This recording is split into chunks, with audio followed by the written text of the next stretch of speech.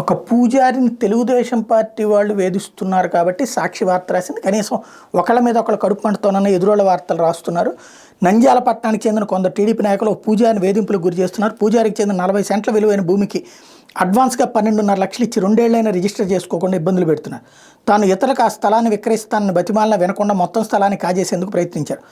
అప్పుల బాధలు తాళలేక చివరికి ఆ పూజారి ఆలయంలోకి వెళ్లి తాళాలు వేసుకుని బుధవారం నిరసన వ్యక్తం చేశారు. బాధితులు తెలిపిన వివరాల మేరకు పట్టణంలోని గోపాల్ నగర్ వీధికి చెందిన బాలాంజనేయ గత కొన్నేళ్ల క్రిందట ఆర్టీసీ బస్టాండ్ వెనక సర్వే నెంబర్ 398లో 50 సెంట్ల స్థలంలో ఆశ్రమం ఏర్పాటు చేసుకున్నారు. అక్కడ వివిధ రకాలైన పక్షులు జంతువులు పెంచుకుంటూ అక్కడే పూజలు చేసుకుంటూ ఉండేవారు. ఆయనకు 3 మగ సంతానం. బాలాంజనేయ మృతి చెందాక ఆయన పెద్ద కుమారుడు సంగీత కుమార స్వామికి డబ్బు అవసరం కాగా ఆశ్రమ స్థలాన్ని విక్రయించేందుకు ప్రయత్నించాడు. ఇదే క్రమంలో పట్టణానికి చెందిన టీడీపీ మాజీ కౌన్సిలర్ సమీప్ బంధువు శోభన్ బాబు 2022 నెల ఆగస్టు 17న సెంటు 1,25,000 రూపాయల ప్రకారం 40 సెంట్లకు 12.5 లక్షలు అడ్వాన్స్గా చెల్లించి 8 నెలల గడువులోగా మిగతా నగదు చెల్లించి రిజిస్టర్ చేసుకుంటానని నమ్మించాడు. 7 నెలలు దాటినా శోభన్ బాబు స్థలం కొనుగోలు చేసుకోకపోవడంతో పెద్దల సమక్షంలో పంచాయతీ చేసి 20 సెంట్లు 60 లక్షలకు కొనుగోలు చేసినట్టు నగదు చెల్లించకుండానే పూజారితో సంతకం చేయించుకున్నాడు.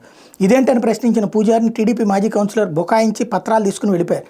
స్థలాన్ని ఎవరికైనా విక్రయించాలని వెళ్తే సదరు టీడీపీ నాయకులు అడ్డుపడి బెదిరింపులకు దిగుతున్నారని బాధితుడు ఆవేదన వ్యక్తం చేశాడు. అప్పుల వాళ్ళు తనపై ఒత్తిడి తెస్తున్నారని, తన చేతిలో ఉన్న స్థలాన్ని అమ్ముకోనీయకుండా అడ్డుపడుతుంటే భరించలేక పూజారి గుడికి తాళం వేసుకుని నిరసనకు కూర్చున్నారు.